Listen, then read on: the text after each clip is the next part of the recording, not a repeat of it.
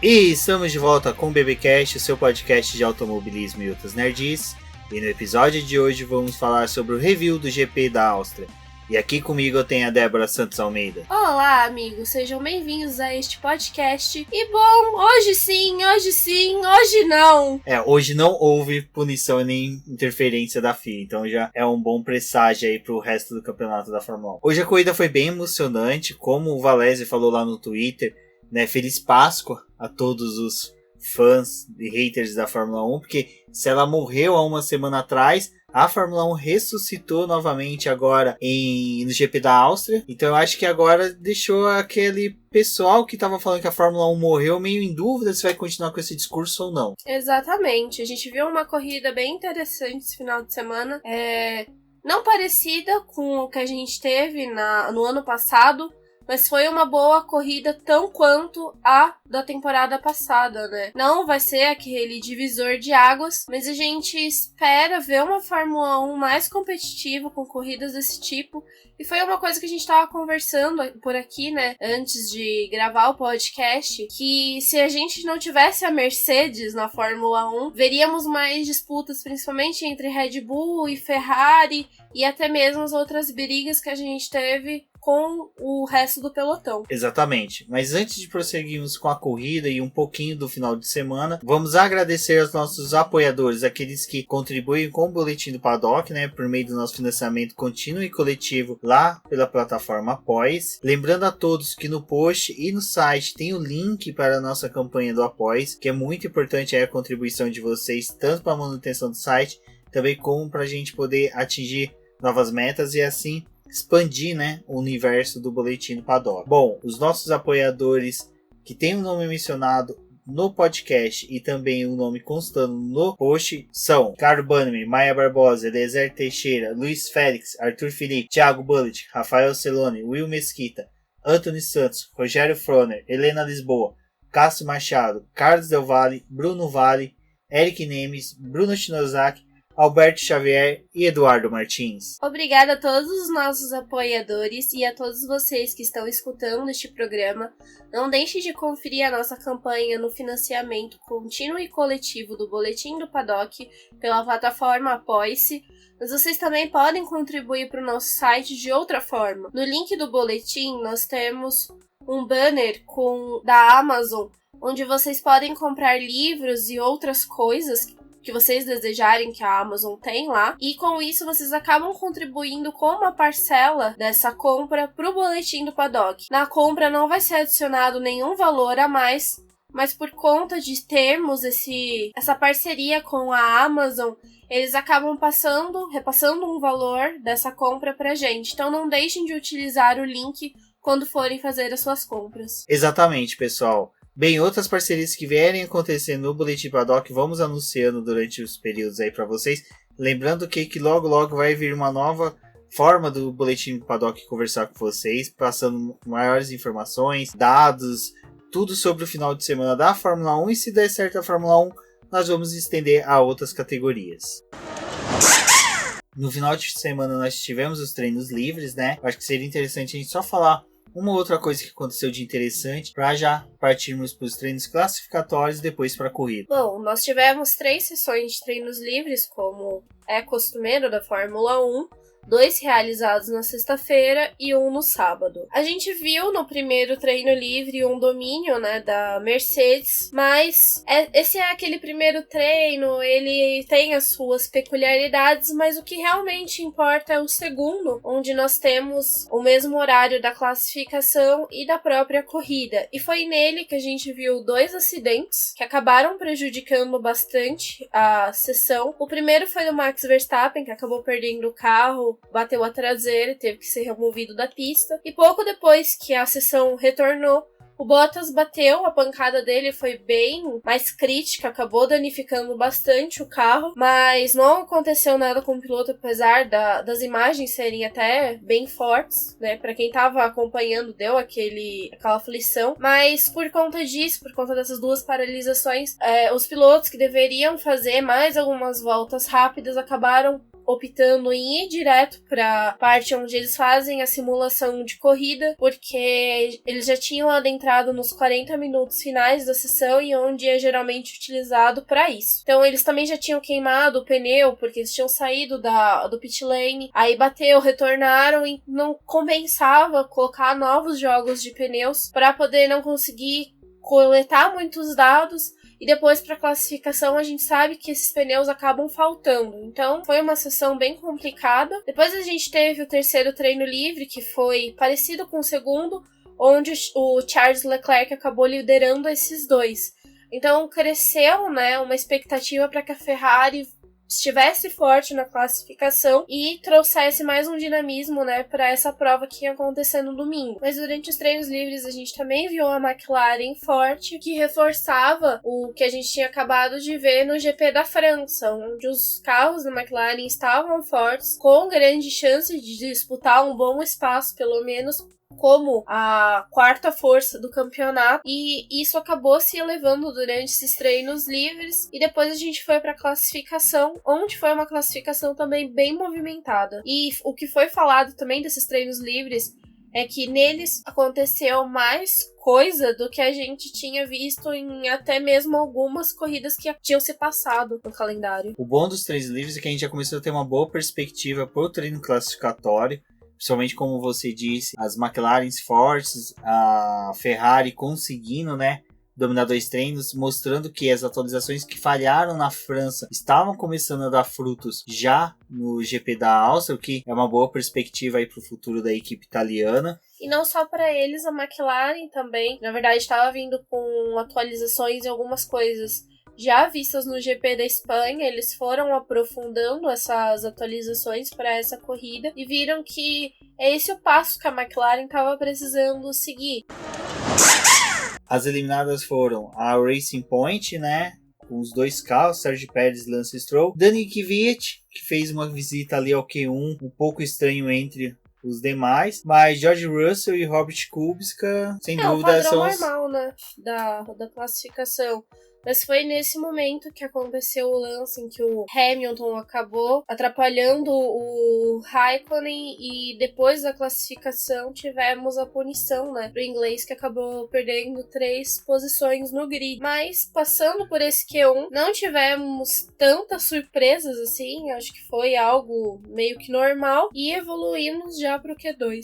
Só um fator sobre o Q1 é que as Ferraris foram ousadas, porque os dois pilotos acabaram saindo com os pneus médios, diferente das outras equipes que estavam apostando nos compostos macios. E pelo que a gente estava vendo, parecia uma aposta meio esquisita para esse Q1, pois no Q2 seria o momento adequado deles utilizarem o pneu médio, já que é nesse instante que se pensa no composto que vai ser utilizado para a corrida. E eles foram contra o que a Mercedes e a Red Bull apostaram para a segunda parte da classificação. Já no Q2 a gente começou a ver uma situação um pouco mais diferente do que vinha tendo nas classificações anteriores, porque alguns pilotos que estavam sempre habitando o Q2 já começaram a se desvencilhar dele, né? Começou a conseguir um ganho para poder ir pro Q3, e no Q2 foram eliminados o Romain Grosjean, Nico Hülkenberg, o Albon, o Daniel Ricciardo e o Carlos Sainz. Acho que o Carlos Sainz foi a maior surpresa desse Q2, até porque a volta dele foi muito ruim. Se eu não me engano, ele ficou a 10 segundos de diferença pro líder, e era um tempo muito grande para o que a gente estava vendo na McLaren. E ele acabou ficando ali no 15º. A gente já sabia que ele era um piloto a ser punido. Aliás, essa classificação, vimos resultados na pista, mas que não se concluíram por conta dessas punições que a gente já sabia, e algumas que acabaram acontecendo pós a classificação. Mas eu acho que o maior destaque dele foi os dois carros da Alfa Romeo que evoluíram para o Q3, e já era uma situação que a equipe desejava há muito tempo. que eles conseguissem levar esses 2 carros para a última fase da classificação, porque, como a gente fala muito aqui, o meio de pelotão ele tá muito disputado, então para a equipe era necessário realmente se classificar na frente. Bom, isso também era algo que a gente já havia ter comentado, né, em outras edições passadas do BBcast,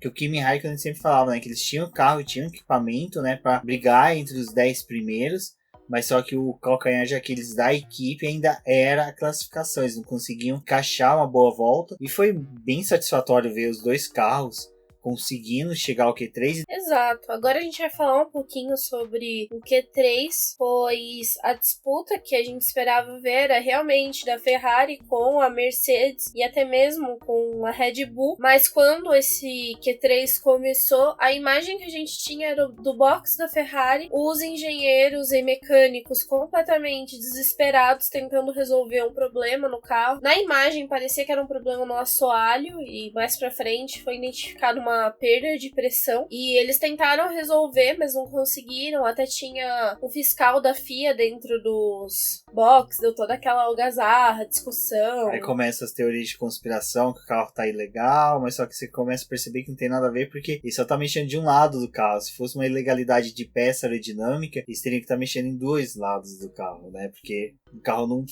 utiliza somente peças aerodinâmicas diferentes de um lado, né? Ainda mais que a gente tinha falado do GP da Áustria, que nessa pista a gente tem a compensação do pneu em até algumas voltas durante a corrida, dava pra poder ver o pneu do Verstappen formando aquela faixa de bolha, mas dependendo da curva que ele fazia, conforme esse pneu deslizava pela pista, ele limpava. E aí no próximo trecho ele começava a sujar de novo, voltava, limpava. Então não teria como fazer uma coisa desse tipo, até porque precisaria de um carro equilibrado. E aí foi passando, né? A gente viu todos os carros saindo para a pista para poder fazer essas voltas da classificação e o Vettel preso nos boxes até que a equipe informou que ele realmente não ia participar desse Q3 e que possivelmente largaria da 10ª posição, né? Foi uma pena, porque as Ferraris estavam muito rápidas no autódromo. Lógico, Charles Leclerc estava sobrando nesse final de semana, mas Sebastian Vettel também tinha um potencial ali de largar entre os primeiros, então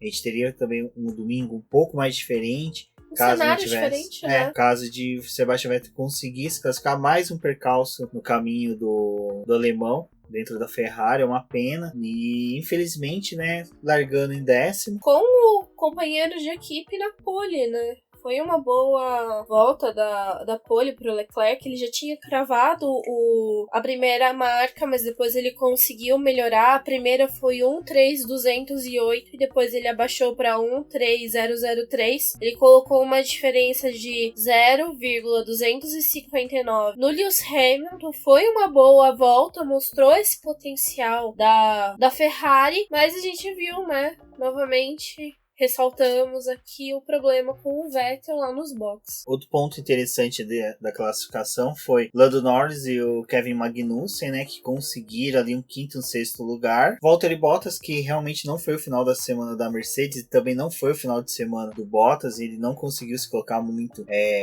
como posso dizer, ele não se impôs, né? Não se impôs contra o Max Verstappen, que conseguiu um 3º lugar. E agora nós vamos para a corrida.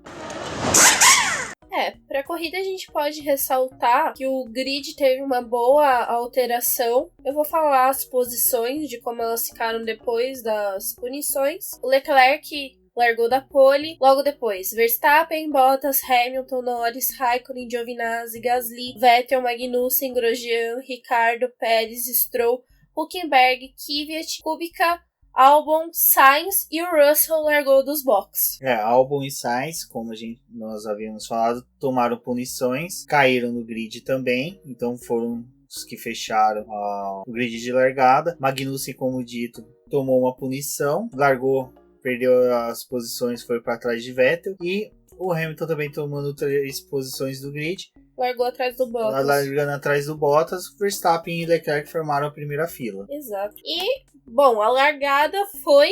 a gente esperava uma disputa do Verstappen com o Leclerc, principalmente na primeira curva.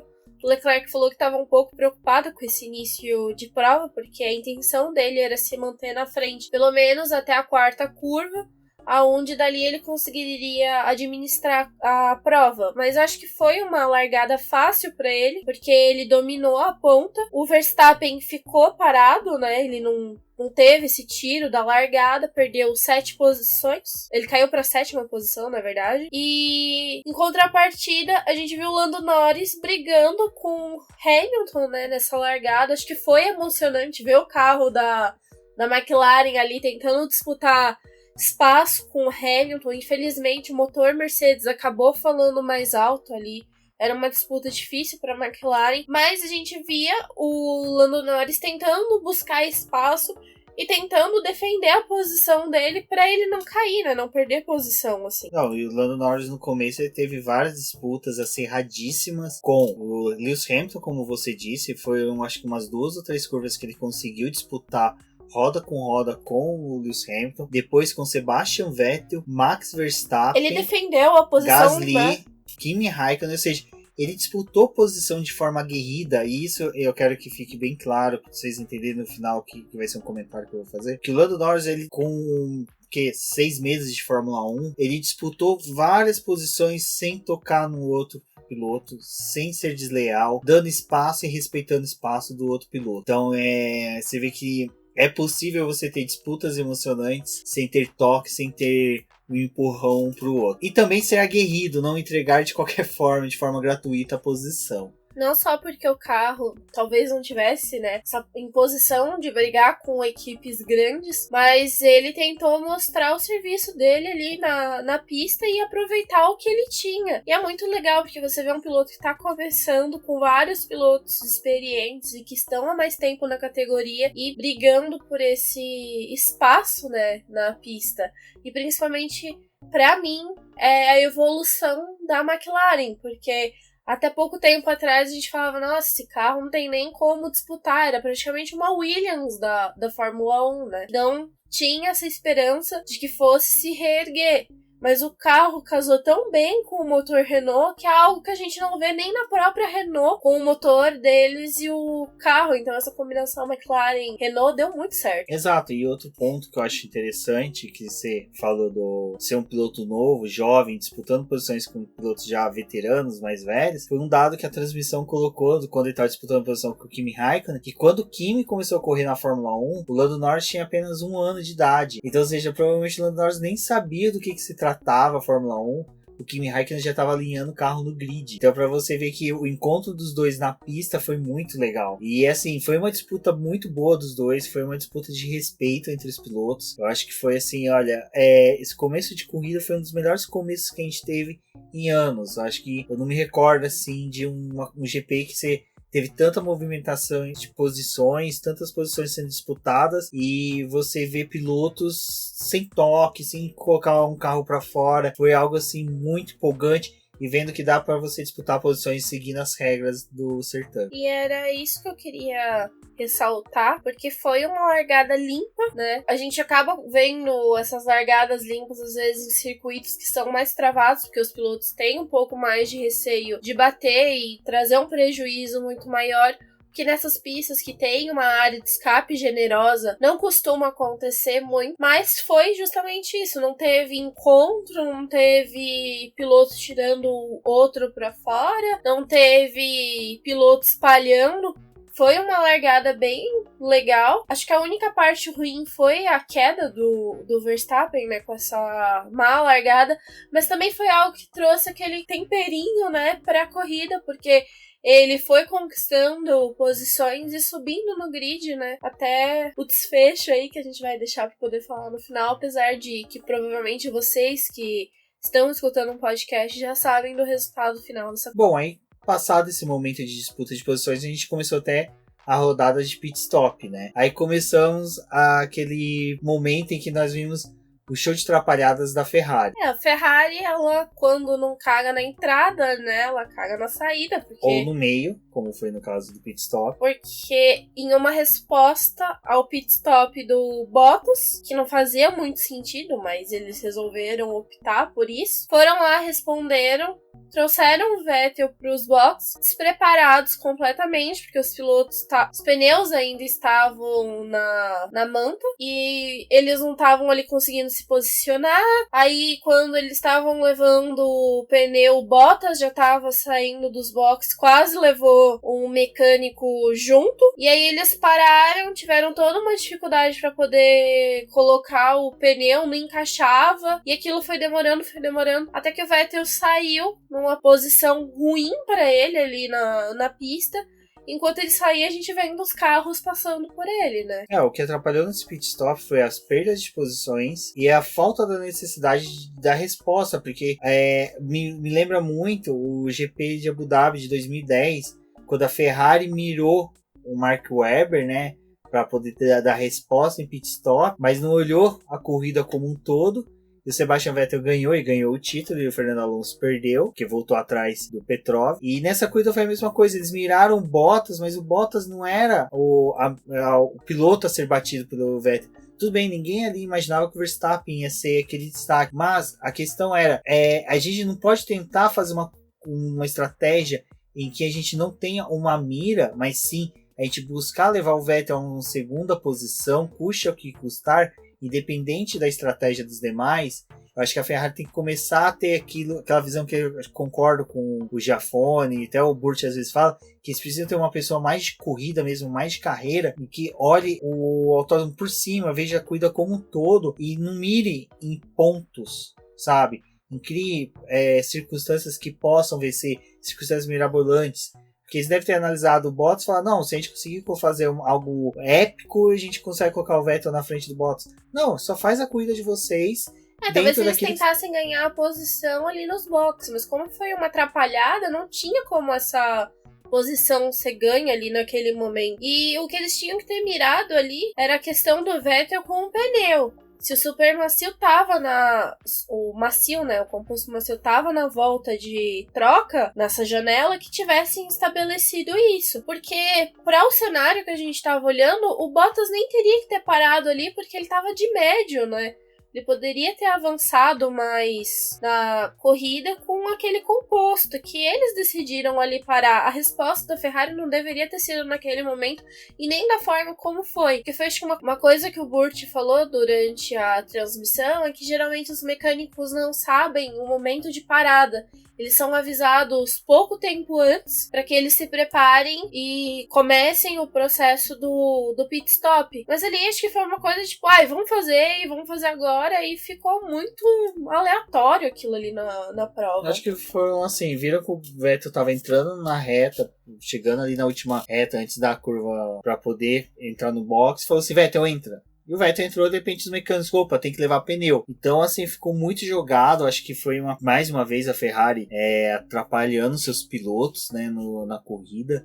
Eu acho que deve ter sido até uma coisa sem consultar pilotos, né, sem, ver com o Vettel, teus pneus ainda aguentam, você consegue fazer apertar mais, porque o Bottas vai fazer uma volta.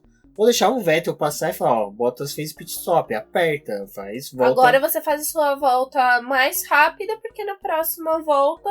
Aí sim a gente vai parar porque a gente tá preparado pra isso. Mas não foi o que a Ferrari optou. E no giro seguinte, aí foi a vez do Leclerc, né? Se dirigir pros boxes. A parada dele foi perfeita. Não teve nenhum desses problemas que aconteceu com o Vettel. E ele foi devolvido pra pista da forma que tinha que ser. Enquanto isso, o Lewis Hamilton, né, vinha tendo problemas com o carro. Ele avisou para a equipe que acreditava que tinha tido um dano na asa. A equipe verificou na telemetria, perceberam realmente que havia algo de errado, porque o carro estava acusando essa falha na asa. E não só isso, né? O carro dele estava saindo bastante de traseira. Eu acho que a imagem de ver ele fazendo isso é o que preocupava por conta dos treinos livres que a gente viu. Os pilotos passando por cima daquilo, danificando a asa, danificando assoalho. Sempre que eles retornavam para os boxes, a equipe fazia toda uma aferição para poder verificar como que o assoalho e essas asas estavam. E o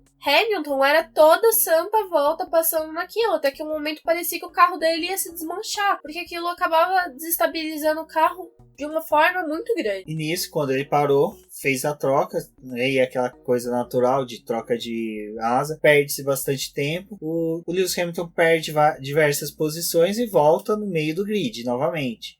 Aí tem que voltar disputando posições. E nisso, né, Daniel Ricciardo lá permaneceu sem trocar pneus. Ele, o Sainz e o Pérez, os três sem trocar pneus ali de intrusos entre os 10 primeiros. Conforme foi passando a corrida, eles foram fazendo as trocas. Carlos Sainz, ele conseguiu, enquanto que ele estava ali entre os 10 primeiros, ele conseguiu abrir bastante tempo, assim, conseguiu avançar bastante, ao ponto que quando ele fez o pit stop, ele voltou ali entre 12º, se eu não me engano, mas conseguiu voltar ganhando posições com o pneu novo, o que garantiu ele ali ao final da corrida estar entre os 10 primeiros.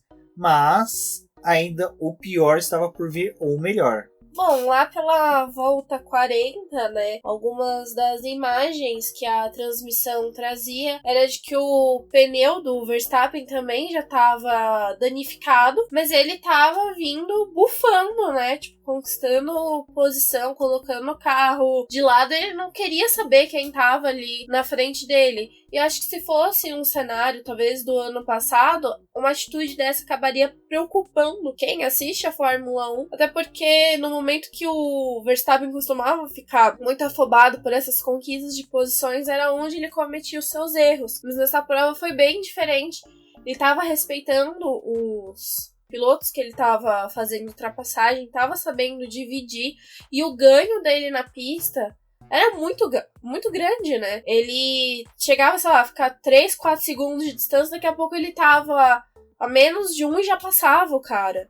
Alguns ele teve uma facilidade de passar, outros foram uma disputas bonitas, como foi com o Lewis Hamilton, com o Lando Norris, como eu disse, com o Kimi Raikkonen, mas eu acho que a disputa dele com o Sebastian Vettel foi uma das disputas mais gostosas de se assistir, porque tanto o Sebastian Vettel como ele, os dois foram aguerridos, o Vettel nas defesas de posições e o Verstappen buscando ultrapassar, então foi bem bacana, porque teve essa questão do respeito entre os pilotos souberam se respeitar. Acho que os dois conseguiram chegar ao limite que os carros e também a lealdade entre eles permitia, mas aí tivemos na hora que o Verstappen estava em terceiro e que ele começou a chegar no Bottas e posteriormente no Leclerc, a gente também acreditava que ia ter disputas tão acirradas, mas assim, uma foi e a outra foi meio que de bandeja. O Bottas ele já tava fazendo uma corrida bem apagada. Eu me lembro pouco dele passando na transmissão, porque ele tava fazendo uma corrida bem na dele ali. A distância pra ele era uma que ele não ameaçava o Leclerc, mas ele parecia que tava confiante ali no segundo lugar, que também não seria ameaçado. E o Verstappen, quando ele chegou na terceira posição, ele começou a reclamar um pouco da potência do motor, e aí começou a surgir aquela pulga atrás da orelha, né, porque nos treinos livres o Gasly tinha tido um problema de perda de potência do motor, mas passaram uma configuração para ele ali, ele modificou isso no carro e não falou mais nada e seguiu a prova dele. Ele chegou no Bottas, passou com facilidade, não teve aquela disputa que se esperava, e ele começou a mirar no Leclerc. Mas era aquela coisa, né? Ele tinha que tirar muito pra poder chegar. Ele tava, acho que, a mais de 4 segundos de diferença pro Leclerc. Mas também tinha aquele fator, porque o Leclerc tava pegando retardatário. E isso acaba atrasando um pouco, né, o piloto que tá na frente. Em contrapartida, ele pode usar a asa móvel pra poder tanto defender a posição quanto pegar mais velocidade e potência ali. E a diferença dele pro holandês começou a cair muito rápido. Eles chegaram nos retardatários juntos. Teve uma disputa que o Leclerc acabou utilizando o próprio Gasly. E aí chega aquele momento vergonhoso, né? Porque teu companheiro de equipe disputando a segunda posição, largou, caiu para sétimo. Foi ali onde eles estavam mais próximos, e no final da prova a gente viu o Leclerc e o Verstappen dando volta no Gasly, que foi muito surreal aquilo. E o Verstappen continuou ali atacando o Leclerc, até que a gente viu uma primeira tentativa de ultrapassagem que ela não foi concluída. E aí o Verstappen deixou pra próxima volta ali, ainda próximo. Foi quando na volta 69 os dois tocaram roda com roda. O Leclerc foi jogado pra fora da prova, da pista, e o Verstappen assumiu a primeira posição. Aí começou, né, o Leclerc ia reclamar no rádio pela atitude do Verstappen, mas o Verstappen era o líder da prova. E assim ele acabou cruzando a linha de chegada, né, em primeiro lugar. A notícia, se haveria ou não a punição, demorou para sair, acho que demorou em torno de mais de 4 horas para sair. O pessoal muito aflito, saiu até fake news, né, falando que ele havia sido punido. Aí depois até o Will Buston. E o Adrian, né, o Adrian da BBC acabou caindo na fake news. Acho que ele é um dos jornalistas que o pessoal mais usa como referência de notícia. E depois, né, foi o Will Buxton que acabou desmentindo. Falou que não era nada disso. Quando saiu a notícia que o Verstappen não foi punido, foram mantidas as posições. Assim, era algo que muitos esperavam, outros não. Eu acho que muito em decorrência das últimas 2 corridas e que nós tivemos punições e que foram punições discutidíssimas, tanto de que se elas eram cabíveis ou não. Então eu acho que nós ficamos aguardando apreensivos, mas ao final, por mim, eu tenho que foi a melhor decisão. Eu acho que mudar por mudar ali somente para poder manter, falar vamos manter porque nas últimas nós punimos os pilotos, eu acho que seria um tanto quanto errado.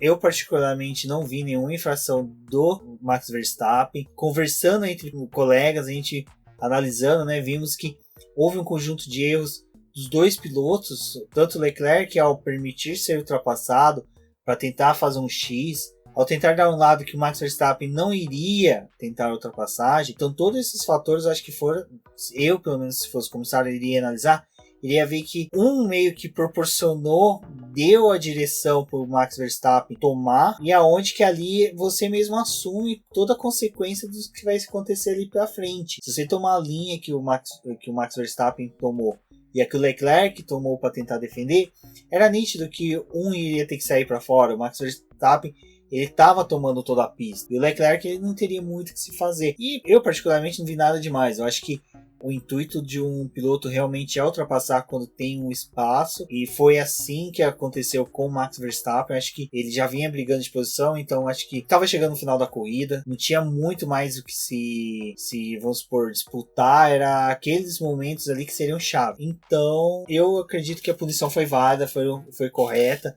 Comparado com as outras 2 que realmente eu questionei bastante, mas essa eu acho que foi correto. Eu acho que os comissários tomaram decisão correta. No primeiro momento eu acreditei que a punição ia acabar acontecendo, até porque eu falei, por menos o Ricardo foi punido na França, e no caso dele ele não tava disputando o pódio ali, a briga dele era diferente, e eles acabaram punindo e deixando ele pra fora da zona de pontuação. Então, por conta disso, eu acreditei que essa punição ia vir, e o que me veio na cabeça, assim, nesse primeiro momento foi... A gente teve uma corrida incrível, com ótimas ultrapassagens, e de novo, se essa punição acabar ocorrendo, vai ser esquecido todo o cenário dessa prova que a gente viu, pra poder continuar brigando por uma punição que foi ou não foi válida. Então era uma situação muito desgastante, assim, acho que não tinha necessidade. E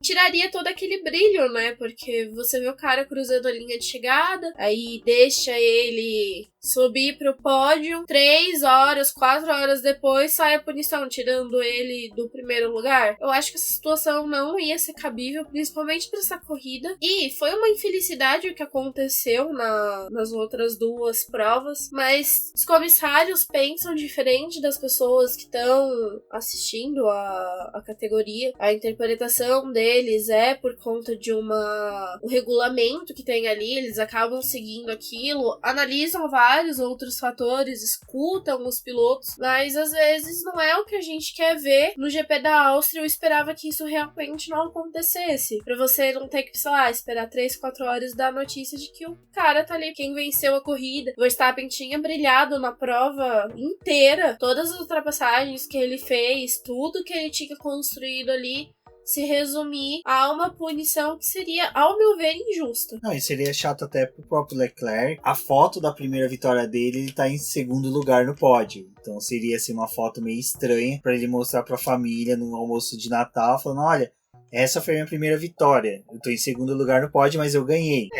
E assim, questionar as regras da Fórmula 1, eu acho um pouco difícil a gente fazer. Nossa, questionarmos as regras da Fórmula 1, sobre questionamentos, né, de regras, punições, eu acho assim, é complicado, a gente vê muita gente assim, com tanta euforia ao falar, usando palavras duras ou muito otimismo ao afirmar que não, a regra é isso, a regra é aquilo e tal. Assim, eu conheço uma meia dúzia só que eu posso apontar que realmente pegaram os textos das regras e leram e interpretaram. Porque assim, fã de Fórmula 1 ou qualquer homem médio não lê nem termo de... Quando acessa um site onde tá lá, você aceita esses termos, já coloca lá sim, ok e segue. E depois fica reclamando que determinadas coisas acontecem e não lê os termos. O brasileiro em si nem sequer conhece a Constituição, pra falar a verdade. Então, conhecer as regras da Fórmula 1, acho que meia dúzia só dos que assistem realmente conhece. Então, eu acho que assim, também pegar só um artigo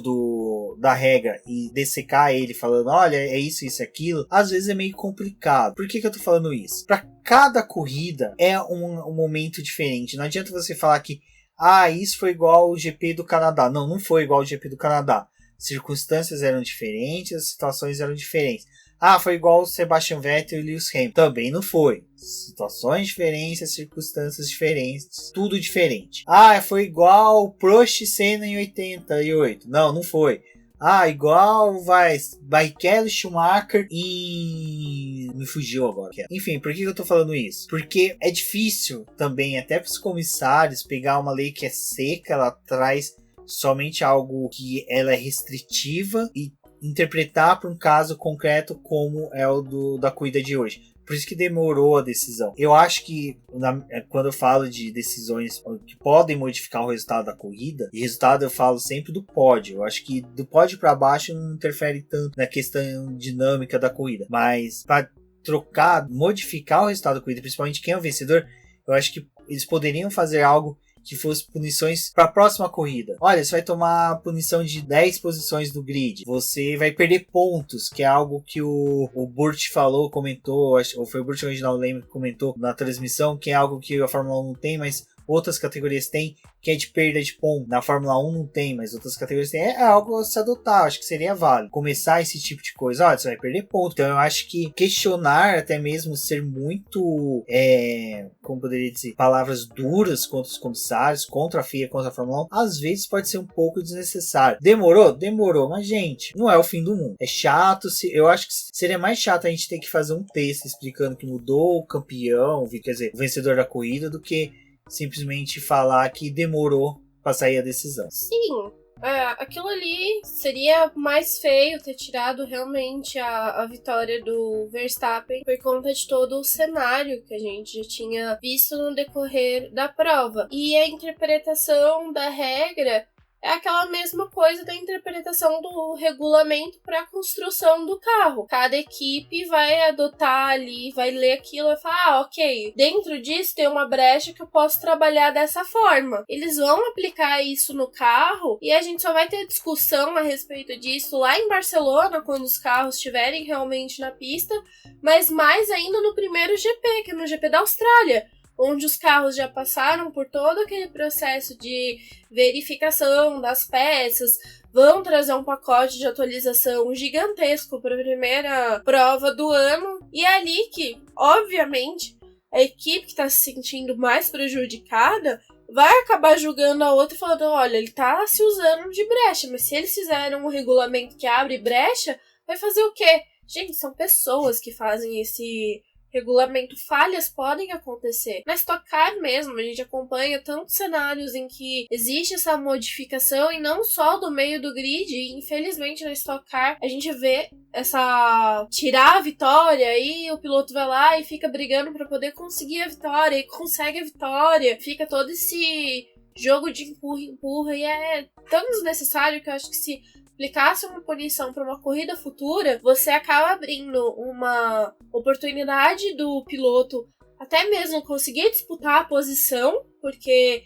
depois que a corrida acabou, o que mais ele pode fazer? Recorrer? Porque se ali tá fechado aquele grid, é muito difícil ele conseguir ganhar aquela posição. Então deixa eles se resolverem na pista, qualquer coisa joga uma punição para a próxima etapa, porque isso vai ser mais favorável para todo o cenário. Bom, ao final, como dito, né, o Charles Leclerc permaneceu na segunda posição, mesmo estando pistola, reclamando nas redes sociais. A FIA manteve a vitória do Max Verstappen. O GP da Áustria acho que entra para a história como um dos GPs mais emocionantes que já tivemos. Foi briga por posições do começo ao fim. A gente viu briga entre Toro Rosso, o Haas e o Williams. Russell brigando posição com Toro Rosso e Haas. Magnussen, né, lá atrás. Então, assim, acho que foi bacana. Acho que teve a corrida foi recheada de emoção. Não há muito o que se reclamar. E agora, né, Débora, a gente pode passar para os nossos ouvintes as posições no campeonato, né? Vamos começar pelo campeonato de construtores.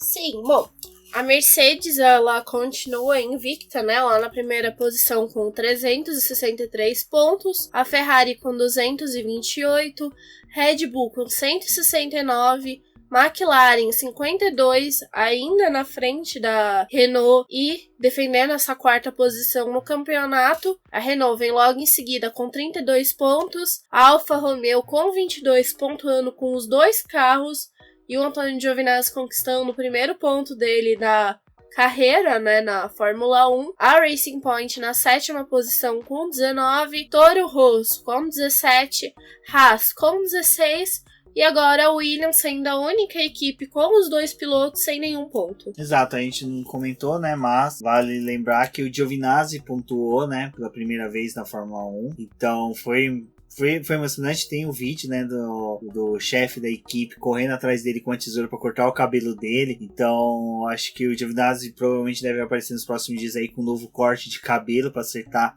a falha que ficou. O legal do campeonato de construtores é que a gente tem realmente as três primeiras equipes já isoladas. Acho que ali não vai ter muita disputa. Bom, agora no Mundial de Pilotos temos Lewis Hamilton isolado com 197 pontos, Valtteri Bottas com 166 pontos, Max Verstappen conseguiu subir para terceiro lugar, ultrapassando Sebastian Vettel com 126 pontos.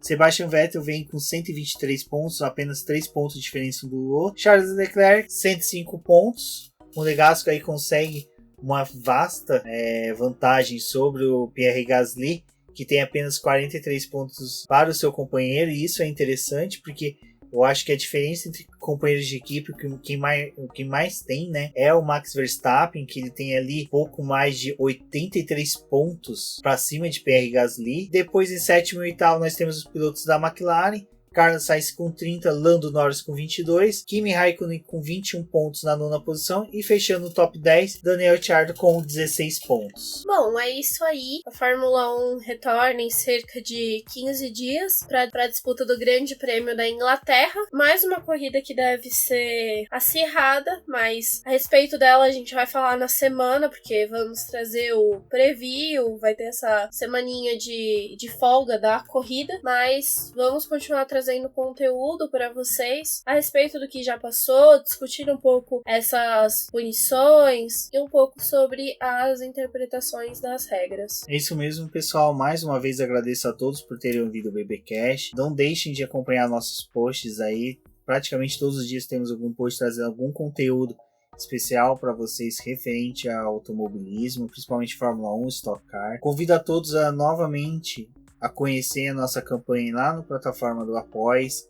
O financiamento contínuo e coletivo do Boletim do Paddock está auxiliando e muito a continuidade do projeto e a sua expansão. Relembrando a todos que ouçam, comentem, participem, compartilhem, digam o que vocês gostam, o que não gostam do BBcast. É lógico, críticas são sempre muito bem-vindas, principalmente as que vão auxiliar a gente aí a melhorar o nosso conteúdo e ao site. E lembrando a todos que podem acompanhar a gente nas redes sociais, sempre com o Boletim do Paddock, no Twitter, no Diz no Boletim que. Eu sou o Rubens Gomes Passos Neto, vocês podem me encontrar nas redes sociais como Rubens GP Neto. Forte abraço a todos e até a próxima. Fica aqui o meu agradecimento a todos que utilizaram a hashtag Fórmula 1 no BP. Ela acaba auxiliando a gente bastante porque outras pessoas podem chegar através do nosso conteúdo, vendo vocês utilizando ela. Então, quando forem comentar sobre a Fórmula 1, não deixem de colocar ela ali no finalzinho. E muito obrigada, confiram a nossa campanha do financiamento contínuo e coletivo e até a próxima.